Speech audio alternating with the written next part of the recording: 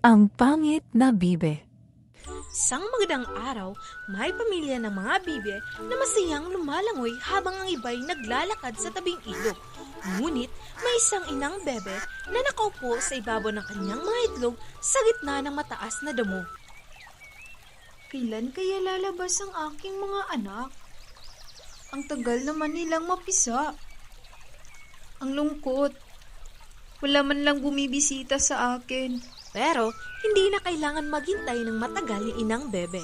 Mabilis na nagbitak ang mga itlog at isa-isang lumabas ang maliliit na bebe. Pilit na umaahon mula sa kanilang mga itlog.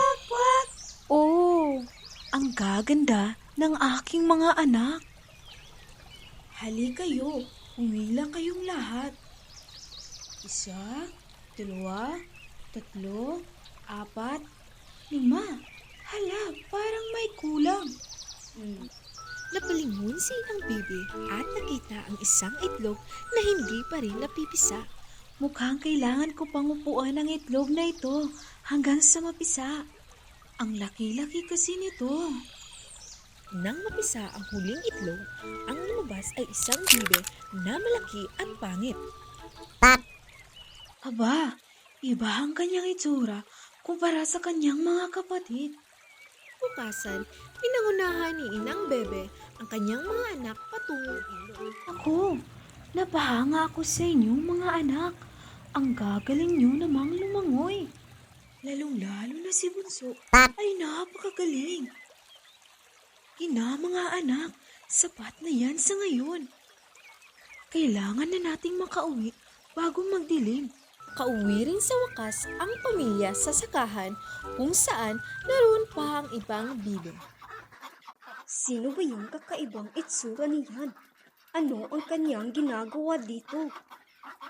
Ang gaganda na ibang bibe.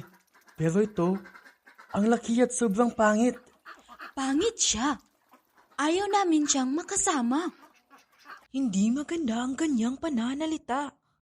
Bata pa siya, pero sigurado ako na balang araw lalaki rin siyang maganda. Subalit, patuloy pa rin sa panunokso at pangungutya ang ibang bibe. Pangit! Sana naman tigilan na nila ang pangungutya. Hindi ko kaya na makita siyang laging nabalutan ng lungkot.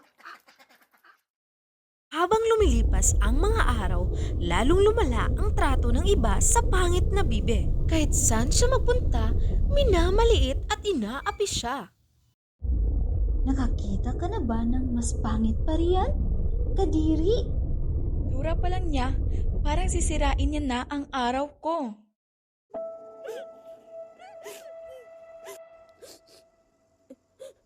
Ha ha ha! Lalong pumapangit araw-araw. Nais lang ng bibe na magtago at umiyak. Maging ang sarili niyang mga kapatid ay masama ang ugali sa kanya. Labis ang lungkot ni inang bibe sa masamang pagtrato sa kanyang anak. Wala nang gustong kumausap o makipaglaro sa akin dahil ang pangit ko. Tatakas na lang ako. Lumipad palabas ng bakuran ang pangit na bibe at lumipad ng lumipad hanggang marating niya ang isang latian. Doon na lang muna siya nagpalipas ng gabi. Kakapagod naman. Dito na lang ako matutulog. Kinaumagahan, nagising siya sa malakas na ingay ng mga bibe. Pagdilat niya ay nakita niya isang grupo ng mga bibe. Sino ka? At anong ginagawa mo rito?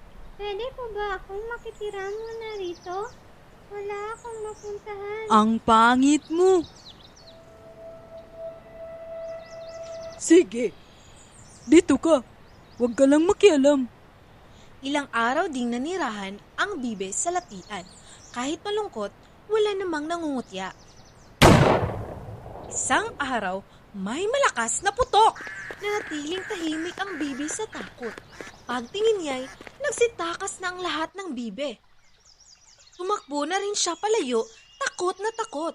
Lumipad siya ng mabilis sa abot ng kanyang makakaya, bigla na lamang tumulog at bumiglat.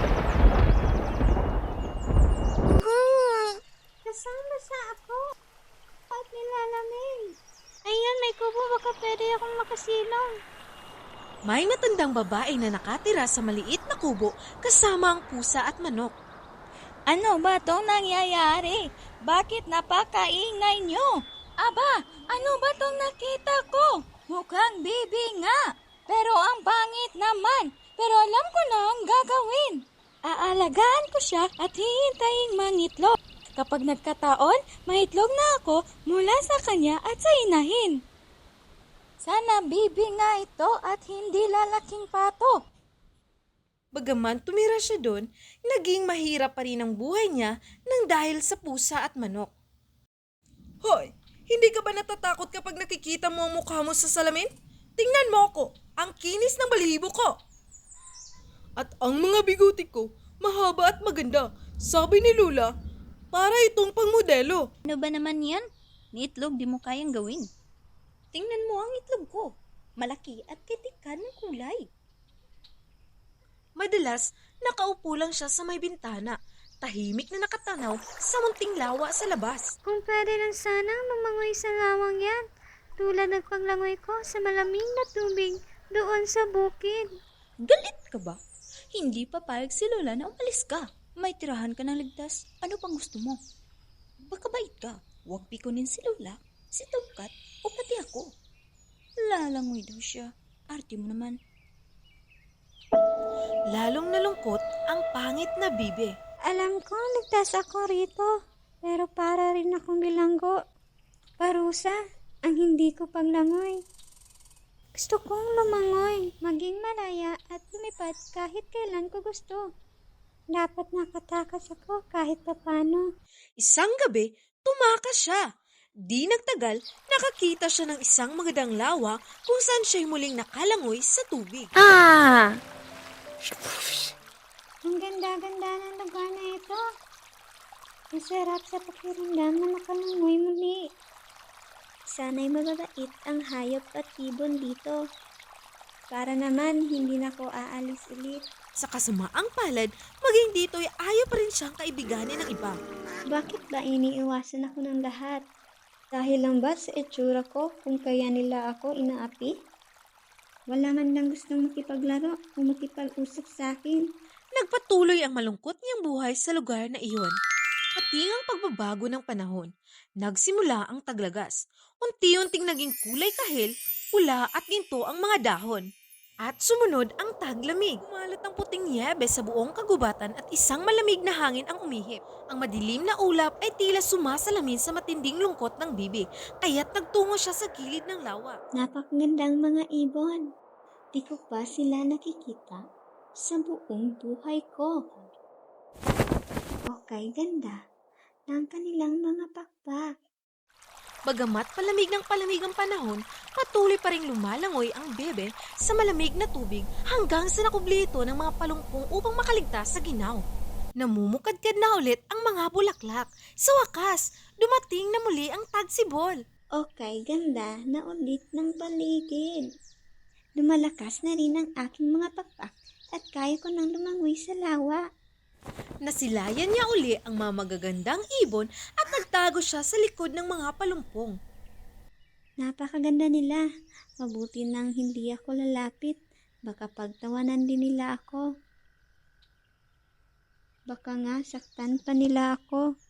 Pagod na akong masaktan. Mula pa lang sa mga bibe sa bukid, sa sarili kong mga kapatid, pati na rin sa inuhing manok at si Tomcat. Sana hindi na lang ako pinanganak. Dahil sa matinding lungkot, umiyak siya ng malalaking luha na bumabagsak sa tubig. Laking gulat ng bebe nang mapansin niya ang kanyang refleksyon sa malinaw na lawa at hindi siya makapaniwala sa kanyang nakita. Ang dating pangit na bibe ay isa na ngayong napakagandang sisne. Lumapit sa kanya ang iba pang mga sisne. Pinati siya ng masayang paglangoy at hinaplos ang kanyang leeg gamit ang kanilang mga tuka. Sa wakas, tinanggap na siya ng kanyang bagong kaibigan. Maya-maya, isang pamilya ang dumating upang pagmasdan ang mga sisna. Pagmasdan ninyo. Ama, ina, halika kayo. Mahibang sisne at siyang pinakamaganda sa lahat. Ang bata at ang ganda niya. Hindi alam ng sisne kung paano tutugon sa papuri. Nahihiyang itinago ang kanyang mukha sa pakpak. Matapos ang mahabang panahong pangungutya, ngayon ay pinupuri at tinanggap na siya. Di ko akalain, darating ang araw na tawagin nila akong maganda. Sana noon pa man, natanggap ko na ang pagmamahal at pagkalinga. Sana di naging malungkot ang aking pagkabata. Bakit nanghuhusga ang iba base sa itsura? Nakalulungkot naman itong isipin.